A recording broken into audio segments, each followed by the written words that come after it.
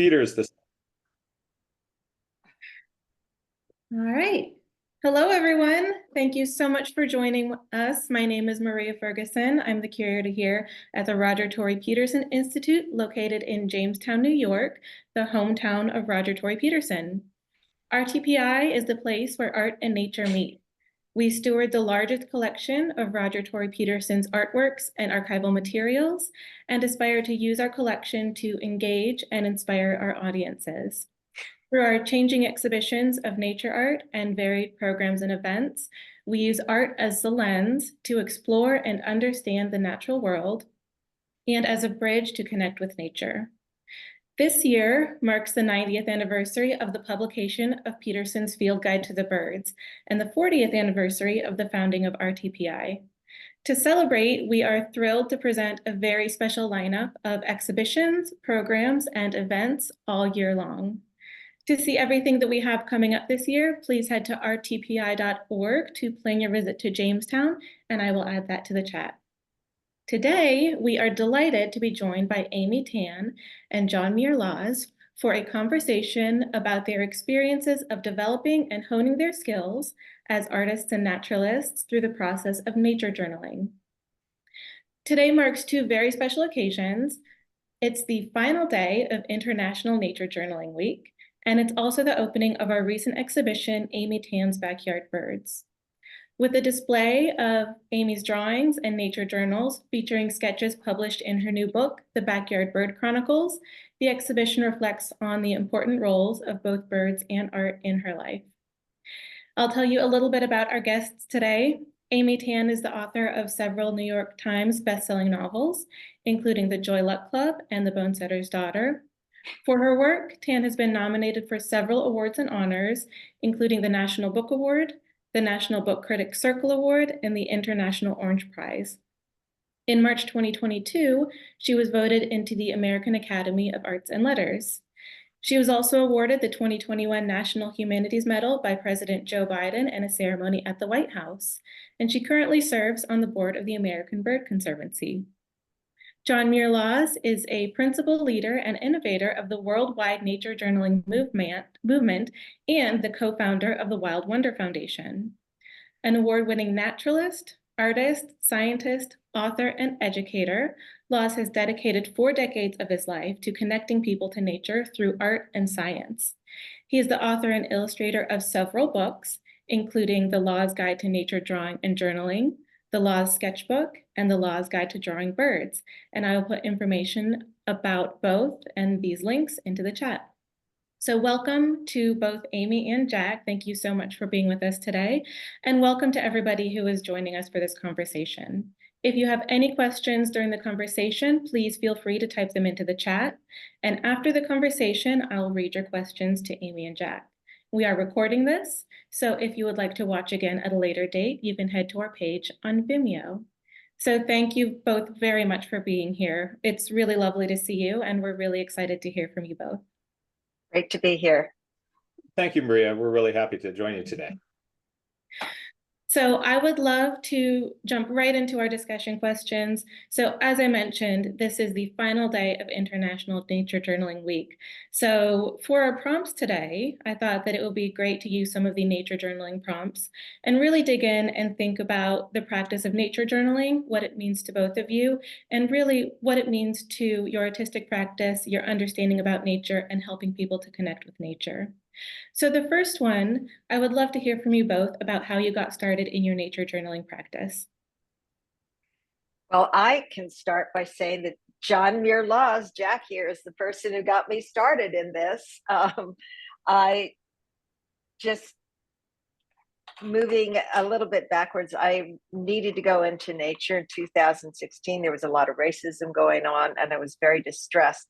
And I needed to find an antidote to ugliness. And I went into nature and started taking these classes with a guy named John Muir Laws, and also going on field trips, also using his book, Guide to Nature Journaling, and The Laws Guide to Drawing Birds. And around a year later, November 2017, I started exclusively doing nature journaling in my backyard. I got started because I was a nature nerd as a little child, but also dyslexic. I was a sort of an academically very challenged kid, and one day on one of our family trips, went out on a botany adventure with my mom, and one of her friends was along who had a nature journal, and she was sitting down and drawing all the plants and things. My mom noticed that the entire time that this woman was out journaling and sketching, I was her shadow. So everywhere she would go, I would follow. And this ADHD kid, who was usually just sort of a little ping pong ball, was focused. And so mom picked up on that. So the next time we went out to explore, she said, "Honey, come on over here." And opened up the back of the old Plymouth Valiant, and there in the trunk was exactly the same kind of nature journal, exactly the same kind of pencils, and I knew just what to do. And so ever since then, it's been my way of connecting with the world. Nature journaling, it really is such a good source of helping us to understand the world around us and really connect with nature and really observe, as both of you speak to wonderfully. So one of the prompts for Nature Journaling Week is growth and development. So how do you feel that nature journaling has influenced your understanding of the world around you? Well, it's caused me to think about many ways that I consider human nature. Like, for example, what do we mean by love or trust, or what do we mean by fun? And because I would see this in the birds, and I would question, is that really what I'm seeing here? Is that really love? And I would go back and say, well, what are the traits of human love or human trust? Do these apply, or can I use that as a platform for starting to understand how these terms are used, but what are the traits of that, not just in humans, but now in other, in wildlife? For example, we see it more in our pets, we think about it more in our pets, but how do we notice that outside? And the other is that I'm just much more aware of a kind of balance in my life, of kind of balance that's out there, and how fragile and also strong that balance can be, and what we need to sustain that. So I see these parallels constantly out there, and it fascinates me and causes me to become more reflective and also more active. Uh, Amy, I love the way you describe how this helps you focus out and also be able to focus in. Yeah. Um, Yeah. I find if I just go around without a journal in my hands, my ability to observe is lower. My brain can only handle so much, and once it's full, it's like I Yeah. can't take in any more information. So this allows me to pay deeper attention to what is there. But then when I have that stuff down on the page, it bounces back to me. It's sort of a mirror of my brain, and it helps me reflect and go in. Yeah. And so Yeah. it's I was at Cal Academy just the other day, and we were going through collections, and also including birds. And as they were talking about things, holotypes and all kinds of, creatures over time, I was taking notes and I was drawing things that I was seeing. And not that it's going to be something scientifically valuable, but it's the way I can remember and start to pay attention to what they're saying in more close detail, so that it's like, am I really understanding this?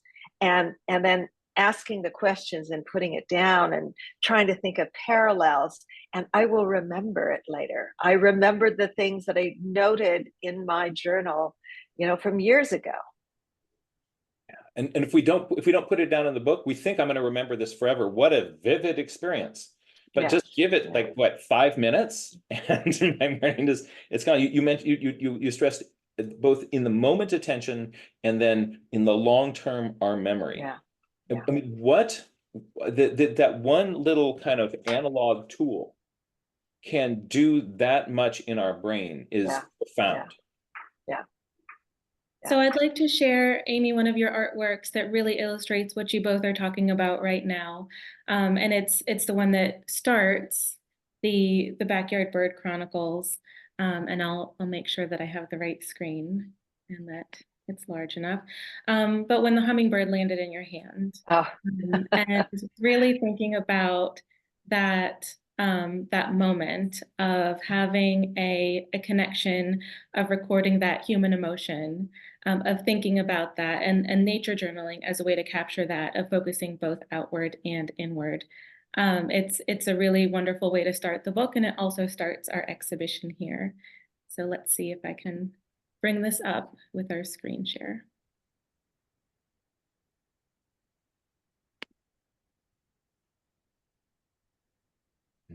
And I think you can see my whole, there we go. there. So A Bird in the Hand is the one that really speaks beautifully to what you're both are discussing about this idea of both capturing a moment to remember it, but also a moment that really stood out for you when a hummingbird landed in your hand, which I can imagine was just a really moving experience. And it's really beautiful to see your emotions captured through all of your drawings as well. That is a big part of it for me. The nature journaling is the emotions, my own personal reactions to what I'm seeing, and noting down always what I don't understand yet, and the questions that will help me focus my attention in the future to try to find more and more details about what I'm looking at, those observations building upon itself, knowing at the same time I don't need to know all the answers, and I can't possibly know all the answers. But in this case, it was, the whole magic of having this creature come to me, this hummingbird that you think of as just so tiny and skittish, and they're never going to come to you, and seeing how it could gradually be developing not a sense of trust, but a sort of a lowering of wariness to come and land on my palm and start to drink. But also what I learned from Jack is also, when these things happen, is to call out what I am seeing. And that's what I do the whole time. And one of the things also is the hummingbird wasn't scared when I was talking. And I could say, oh, feathers in graduated sizes, going from the head to the back, the color and how it changes. And I'm going on, dipping its beak in, looking at me. I'm just going through this as my heart is pounding, the adrenaline is going through, and trying to stay absolutely focused at the same time. Just overjoyed. But that was a magical moment that made me fall in love completely with birds. And to see that reflected on the pages of your journal, the last lines of it, it was enough. I am in love. And it just, nature, like a moment like that, it fills us and it transforms us.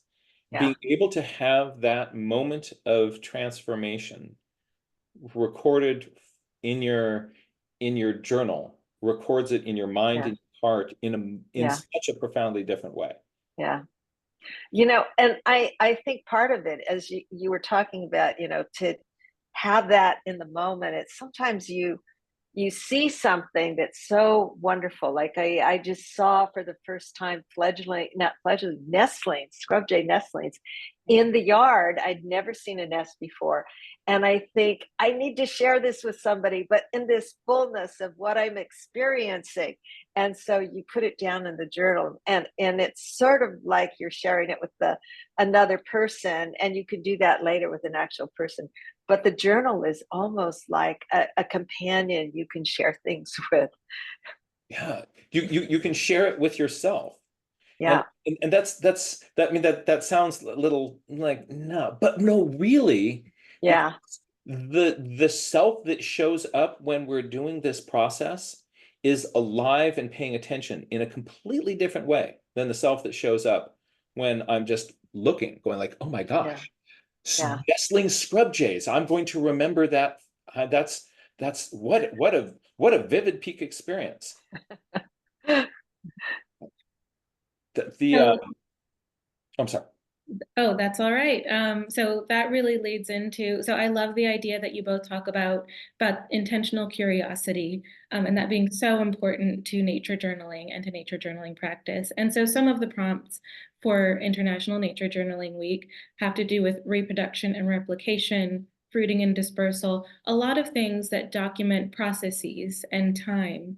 And really, how do you think about using your curiosity to document those things, whether it's one of them had to do with animal behaviors, another one had to do with the process of fruits ripening and being dispersed. How do you think about your nature journals as a way to capture that and really be curious about it and understand it?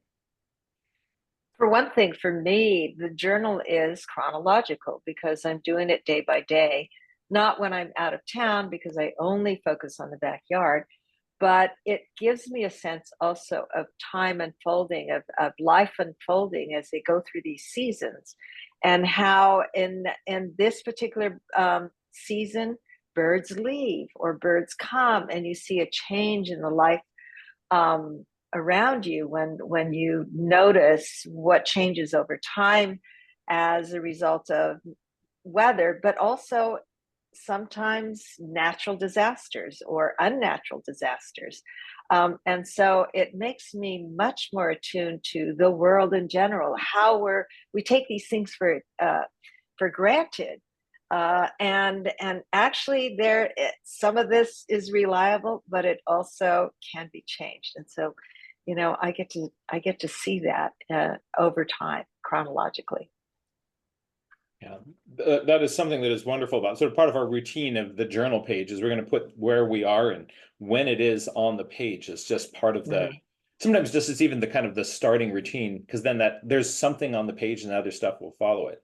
So you've got all your stuff date stamped and geo-referenced, and then all the wonders that are happening on that day are within that context. And so I'm sure that, Amy has now these nestlings. She's seen kind of the first little nestlings peering over the edge of the nest. What's going to happen when they kind of get bigger and they're poking out of the nest more? What's going to happen when they start branching around? What's going to happen when the first one comes down to her deck?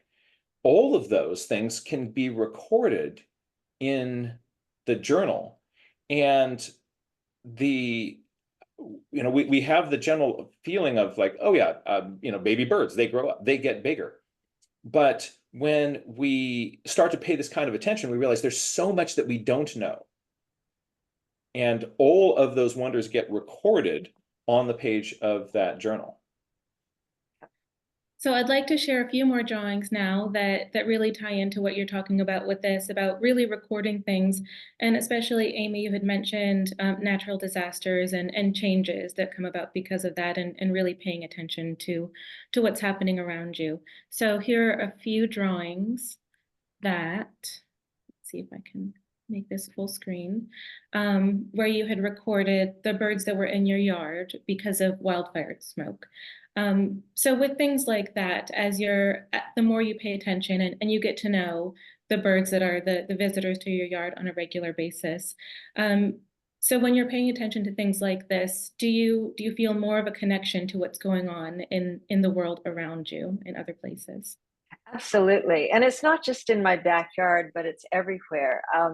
It's anywhere you go, there you are, nature journaling and seeing things in a different way. In this case, it was noticing, and I don't think I would have noticed this if I hadn't nature journaled, that any little change or big change in habitat can lead to a difference in what happens with wildlife. And I had never seen these birds in my yard before and realized there must be some connection. Where did they come from? Why did they come to the yard? One of the things that I have in the yard are 7 bowls of fresh water. And during the wildfires, I was changing those often because of the ash in the air. And so some of the birds that came and only to drink water were Western bluebird, which was a mother bird and her fledgling just learning to go out and hunt. There was a immature, and a lot of these were juveniles who kind of went out of habitat, exploring. This is not their habitat. I have a woodland setting, but some of these birds that needed to be more out in the open, they came to my yard, like the Western meadowlark.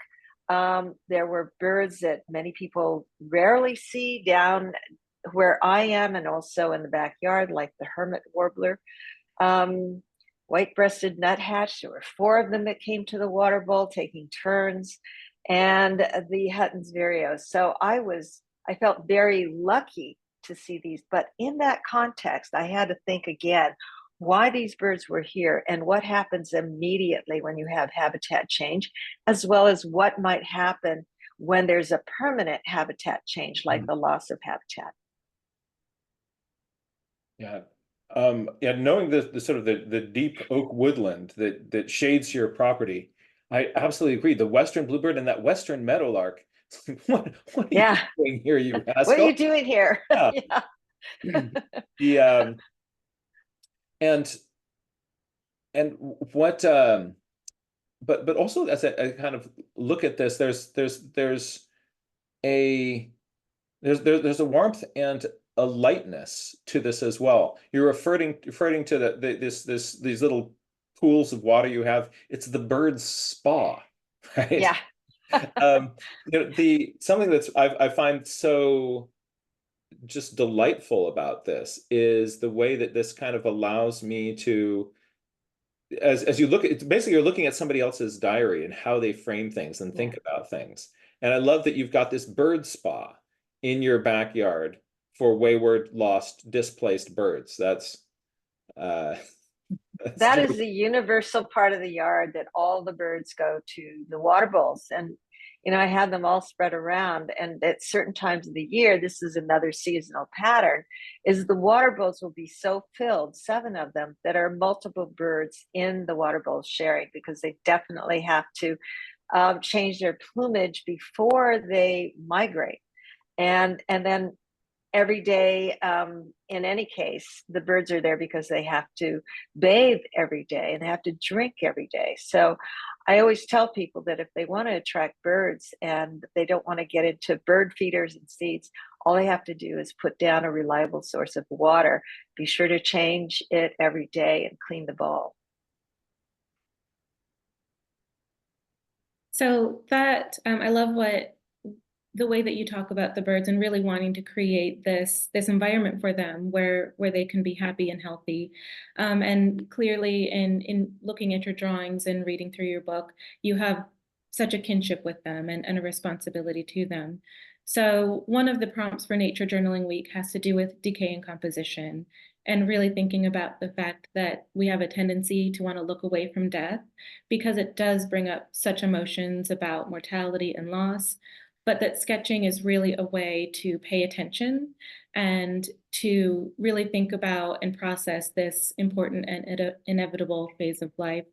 So there are a couple of sketches in your journal and journal entries where you really talk about a couple of birds that have died, and I'll share one. And so why do you find it important to really incorporate this and think about it and document it in your journals? Well, for one thing, as a novelist, that I have to think about these difficult questions, one of them being death, hope, loss, and how they all tie into how we see the world. And the other is that I'm much more aware, doing nature journaling, about the notion of survival and how we have this life force in us, but at the same time, there's something inevitable. With wildlife, the inevitability of that also can come because a baby bird never learned to hunt, or a bird crashed into a window, a human related cause of death. But I also like to pay my respects to the life of every bird. I am aware of birds not as species, but as individuals.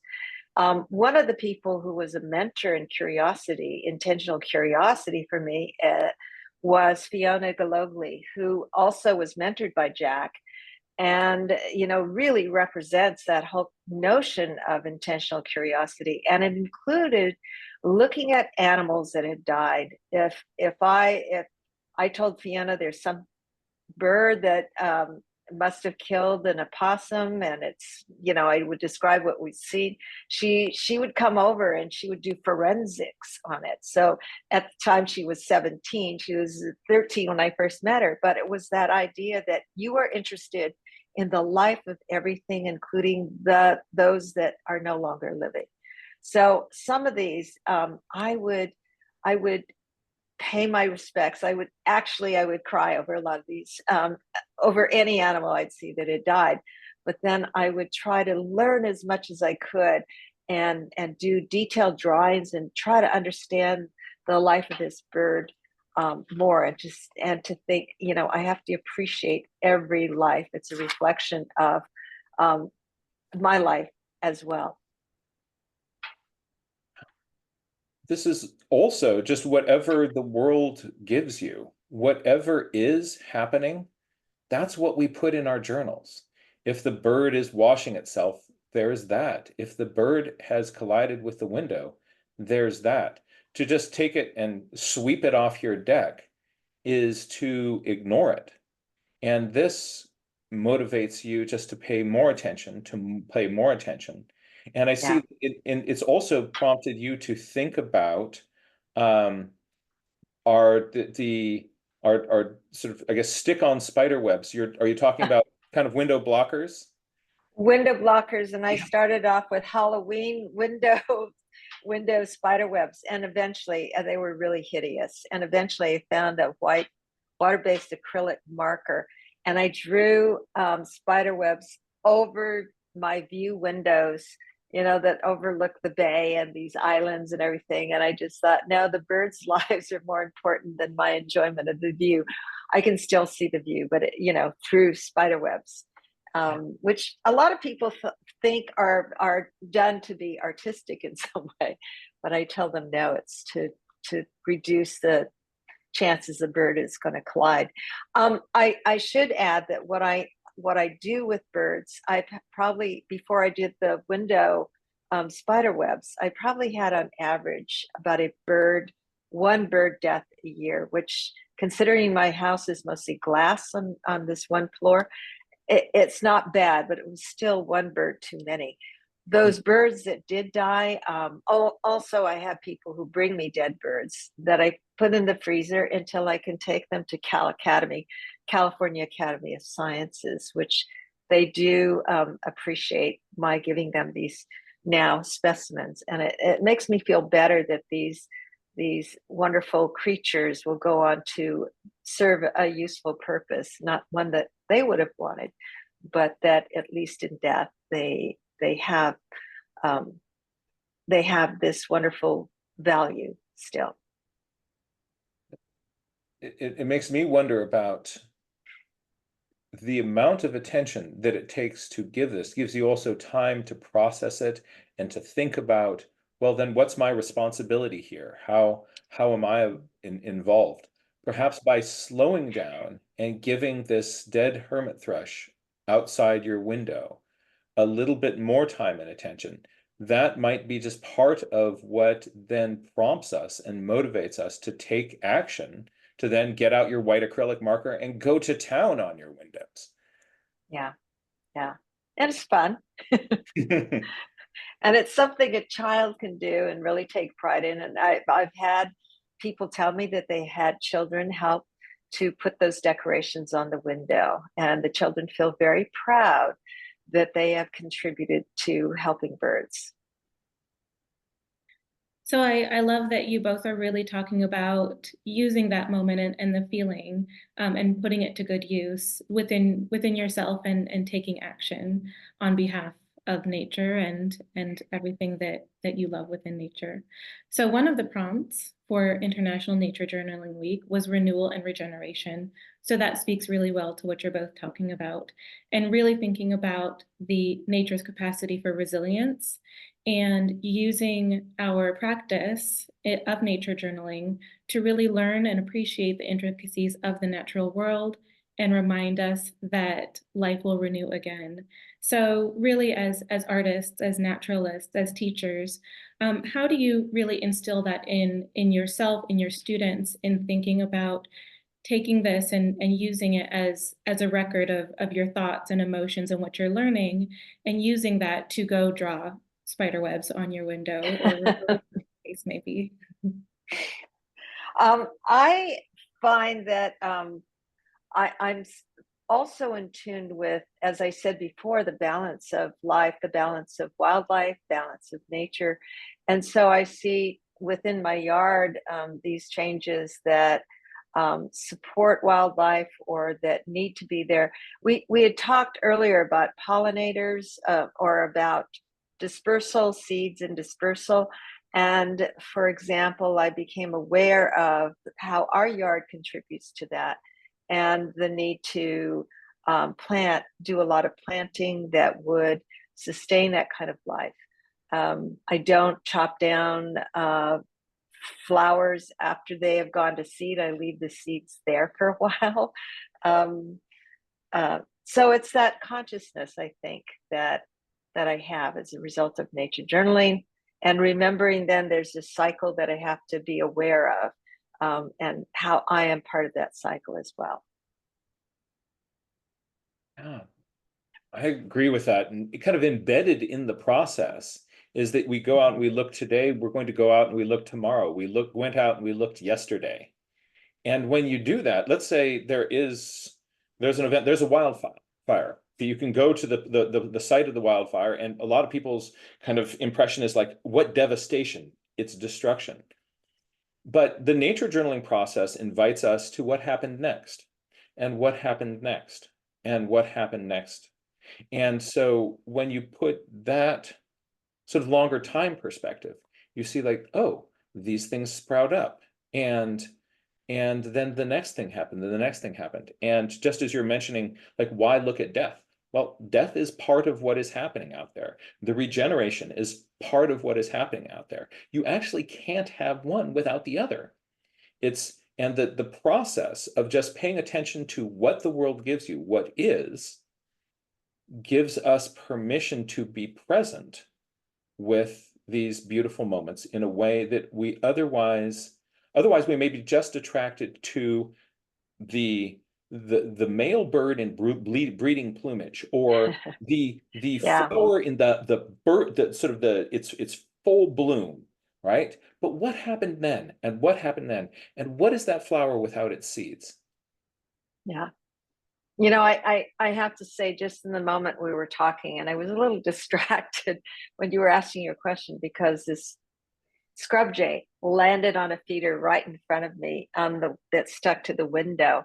And I was reflecting on the fact there's often my sense of a personal relationship to nature and how I emotionally feel. And I was just thinking how much I used to not like it when they were, invading the feeders, because they gobble things up immediately and chase away the small birds. But ever since I saw those nestlings, I actually thought I was going to just take a look at eggs, and these, two beaks popped up. But it made me think, yes, this scrub jay needs food too. It can find acorns, yes, but how lovely that it can go here and get some food immediately and take it back to its nestling. So it was that change of appreciation of scrub jays, how they take acorns, how they give us our oak trees, how they use this natural resource as well as the human resources to sustain life and keep it going in the yard. It's a wonderful reminder of how everything is connected and helps us build appreciation for nature as a whole. Yeah. So I love that you've both shared so much about really your practice and your thoughts and your relationship with nature and with the birds. And I'd love to know more about your art practice as well, and really thinking about motivation to nature journal. So, and what motivates you to begin journaling? And are there ever moments where you're not motivated? And what helps you to return to that? Well, I have to thank Jack for, giving me a lot of insight on how we would use drawing and how to draw. People think that it's natural, that suddenly you're able to sit down and somehow this image just flows out of your hand and onto the page, but that it does require not only paying attention, it also requires feeling the life. I remember Jack saying, feel the life force of the book, of the bird. Feel the life force of the bird. And I would take it as a fiction writer to the point of I was trying to imagine I was the bird looking out. And also there's a lot that has to do with practice. And so Jack calls them pencil miles. And I, just put them in until what you can do is draw the bird without looking at a resource like a photo. I can do the gestures of the bird with very quick lines and then complete it later, because I know what this bird from different angles looks like now. That's very different from doing detailed portraits, which I do have in the nature journal. But the really nature journal kind of drawings are these sketches that I try to capture behavior in some way that represents the most interesting part of the behavior that I have questions about. And so that guides what I put down in the journal in terms of those sketches. That makes so much sense to me with the way you see stories in everything. Dramas, yeah. You're finding what motivates you. You're attracted to the story. So somebody else may be attracted to a different thing. Nature journaling has so many different forms for it's going to be different for each person. Yeah. So if you're motivated by story and you see the story, then kind of capturing that story in one way or another, that then drives you to do it more. If you're interested in pattern, that would be a different journal, right? If you are interested in taxonomy, that would be a different journal. If you're interested, so it can reflect what motivates you. What I like about what you said is that you're finding what it is that does motivate you, and it might be different for somebody else, but then just lean into that. And for all of us, there are times where we get out of the routine and out of the habit. And when you're doing it regularly and it is your habit, habits take care of themselves. Yeah. And I find there are times when I'm without pencil and paper and I have this, like, I need to put it down. I need to remember this. And then it's a reminder you should always carry, pencil and paper with you. But it's almost at certain points when I was starting to do this, it was so exciting. I had filled up many journals trying to, I couldn't stop drawing. I would draw maybe 12 hours a day even. And then of course, life intervenes and you have work to do. But it is absolutely addictive at times. You just want to do it. You just, and it has, the skill is something you do before you try to get those skills down. But in the moment they're looking at it, it's not work at all. It's totally fun. So.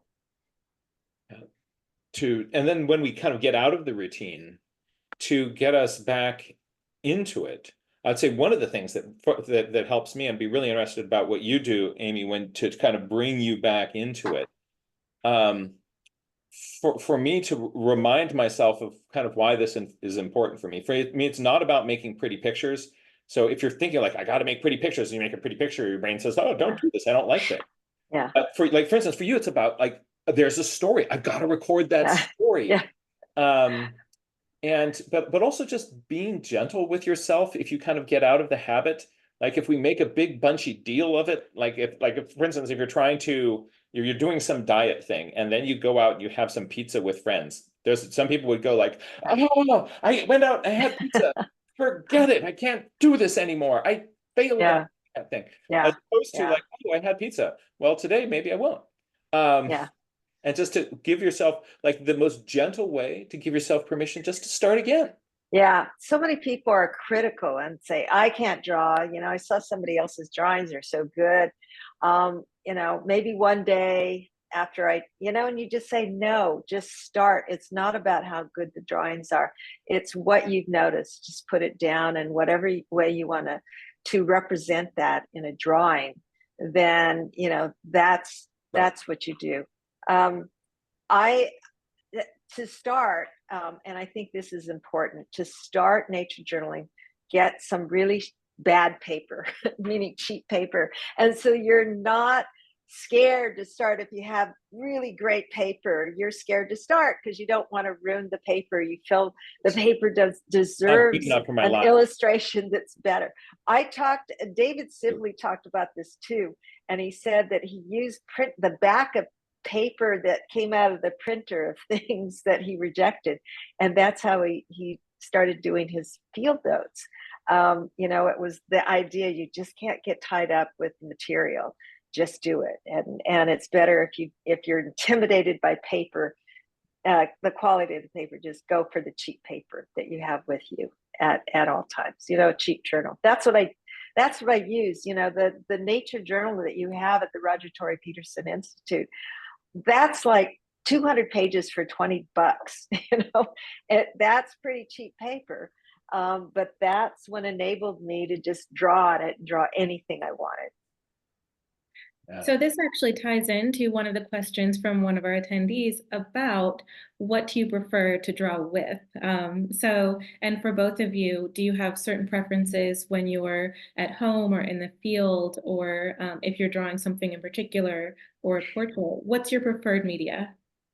Well, I'll let Jack answer that because he taught us about what materials we might use. First of all, I just want to echo what Amy's saying. Whatever you have on hand, start there, right? Don't think like, well, in order to nature journal, I need to go out and get this book, this pen, this sort of thing. Like anyone who's probably a bunch of your audience are also photographers. So there are bird photographers out there, and the most common thing that people will say when they come up and they look at, you know, here's somebody who spent all this time in the marsh with their camera waiting for dawn, and then they get the angle, and people will come up and say like, oh, what lens are you using? Because the idea is like, if I had that lens, I would take that picture, but I don't have that lens, therefore I didn't take that picture, right?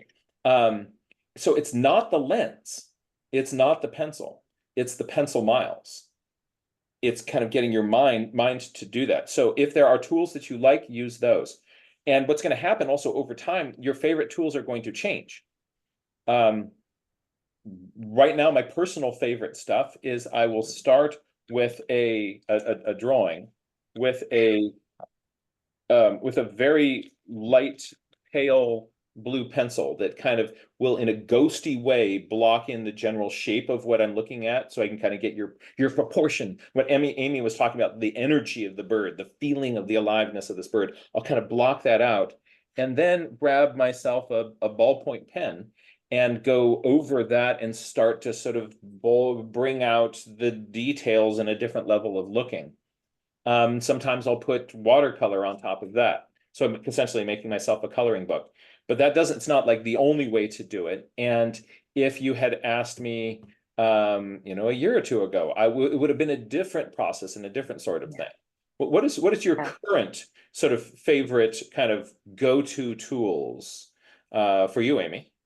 Well, I started with just graphite pencil and mechanical pencil. And then I gradually added color, but it was colored pencil because I felt safe with that. I could erase, I could change things, I could layer things. And I realized that it would really help me to learn to do watercolors, and got this wonderful palette of colors that you put together. And, you know, and another smaller palette so I can take it with me wherever I go. Took it to Ecuador.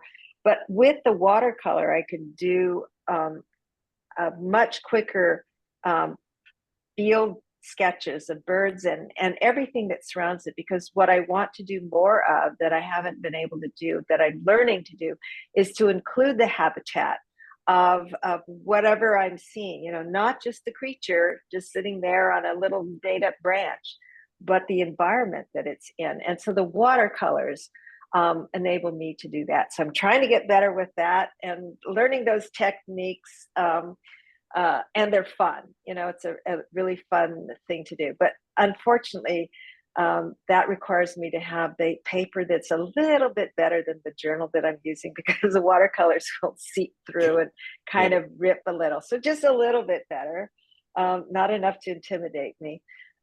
But, you know, little small sketch pad. If I'm going out to a place, and this is really important to nature journalists, like what your bag is, and so how much you can carry, and then you have to say to yourself, just as you're going to do with carry-on luggage, like, do I really need this? You know, and you just, part of the challenge is make your bag smaller, and so you're required to take only certain things that you can't take the big journal that's heavy, because you'll get tired and your shoulder will ache, and don't take every single colored pencil. So I've learned that over time, what really is necessary. And basically all that's necessary, I have a kit that's about this big, and it has my mechanical pencil. It has a couple of, you know, maybe 3 different colors just to quickly be able to do background. And then that wonderful little palette that's about this big that has like 28 colors in it, and a water brush pen, which you taught us to use, which has a reservoir of water, and you can take this pen with you and use something, an old sock wrapped around here, so you can clean it off and keep doing the watercolor. There you go. Yeah, a lot of white gym socks have been converted to a higher purpose. Yeah. And the but again, it's not about gear. It's just about it's about the bird. Yeah. And even you expanded it, it's not just about the bird, it's about the place you are. There's now this sort of larger context. Very often birds are our entry drug into exploring nature and natural history.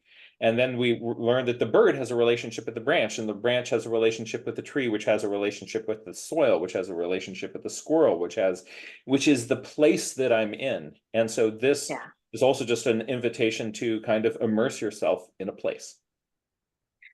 So I love that you talk about the birds as the entry drug, and there are 2 really great questions that I'm going to try to combine into one, just because we're running a little bit short in time. We have so many amazing questions, so thank you to everyone for submitting them. So we actually got a question from our scholar in residence, Jen Lodi Smith, asking about your spark bird. So along with that, because we had another question from a viewer about what do you believe leads us to an adoration of birds and their regional place in nature? So really thinking about the bird as an entry drug, what was yours and why do you think that is? You know, I'm going to say it was a hummingbird for one thing, is in, you know, capturing my love of birds. But there was another very important spark bird, and that was a bird I saw sitting on my feeder that was very fluffy in December, and I thought it was a baby bird. It wasn't that. I was fairly new to birds. I saw a fluffy bird. It was eating voraciously, and then it flew to me. I thought it was a baby that was tired from flying, migrating, but it was December. It flew and it landed on me, and I knew there was something wrong. And then I saw the bird was not eating. It had mess coming down. It had diarrhea, and I realized it was a sick bird. It had salmonellosis. There was an outbreak among pine siskins. This was, in fact, an adult pine siskin. The feathers were out because it was unable to thermoregulate and would probably die within a day. I took my feeders down for about 4 months. I was so devastated. But what that did was give me a respect for birds as individuals as well as species. And the individual part of it was so important to me, because that strengthened my care about wildlife.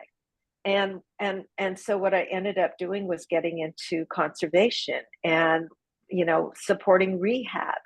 And I think spark is to there's a spark that has to do with loving birds and wanting to document. There's a spark that has to do with saving them.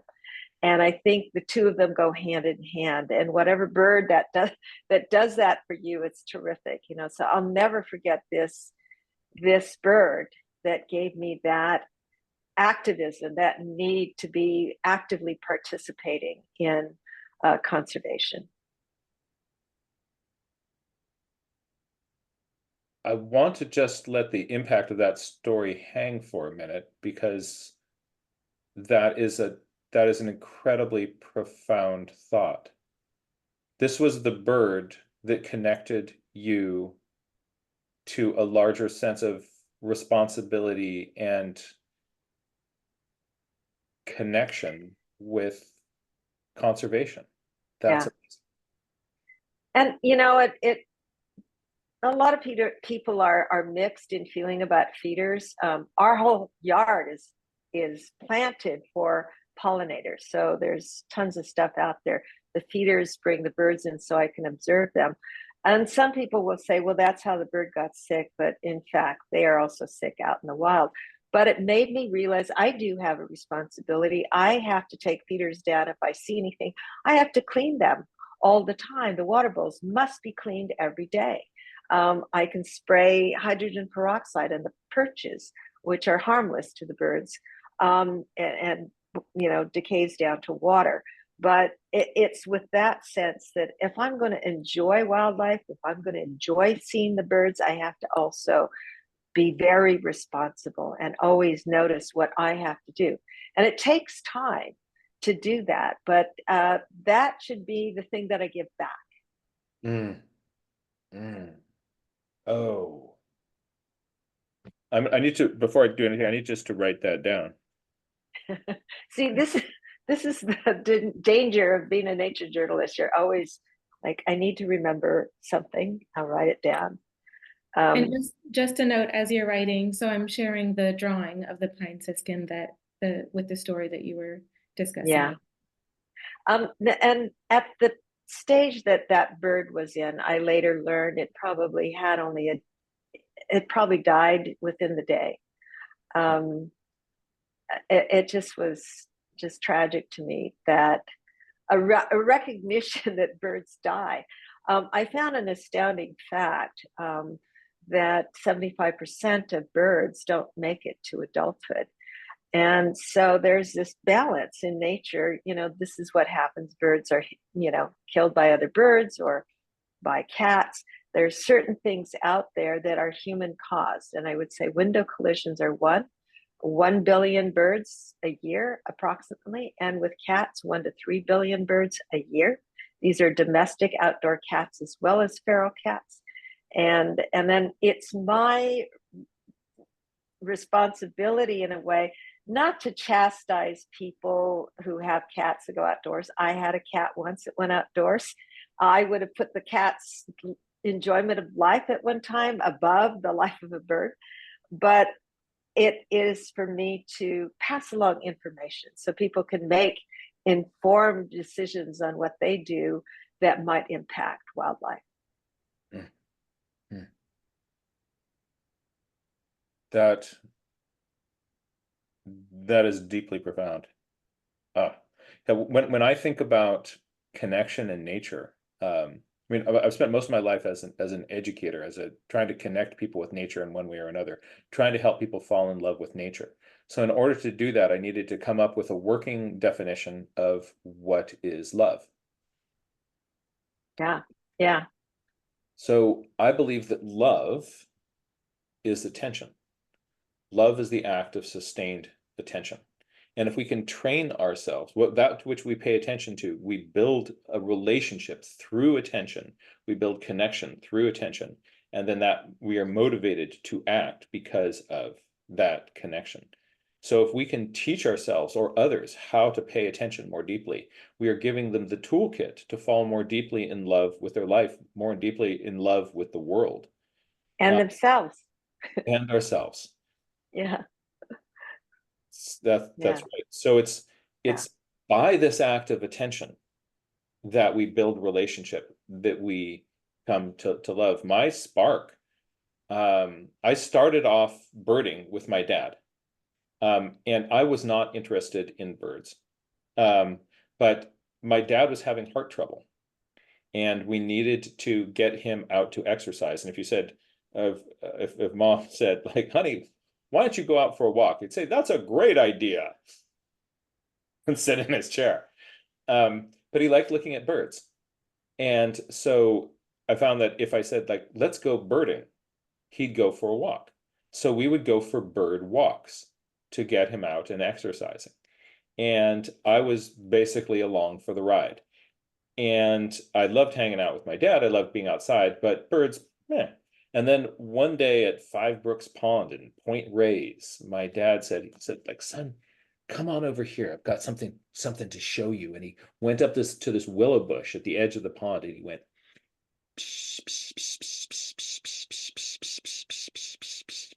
and movement in the bush started getting closer and closer. And he Dr. Doolittled this green bird with a bright white around its eyes, and out of the bush right in front of our faces. And its wings were flicking, and then we just stared at this for a little while, and then it floated away. And then he put a book into my hands and helped me kind of be able, by what we saw in its patterns, and it ended up, the behavior of it ended up being key for figuring out who it was. And the ruby crown kinglet was my spark. And the world has never been the same for that act of attention, a gift from my father. Yeah. That was a really beautiful story, and both of you have shared some really amazing and wonderful things that I'm so appreciative to hear from you. And I wrote down, love is the act of sustained attention. That's so important, and it really sums up what we're talking about today, and the importance of nature journaling and the value of that attention, of the intentional curiosity, and really focusing on the world around us and using that as a way to understand the world and ourselves. So I'm thrilled that you've both been able to join us. And thank you again to everybody who joined us for this conversation today. If you have a chance to come to Jamestown, please visit us at the Roger Tory Peterson Institute. And we look forward to seeing you all again. Have a wonderful day. Thank you so much. Thank you. Thank you. Bye-bye. Bye-bye. So good to see you. Yeah. Thank you, Maria. Thank you.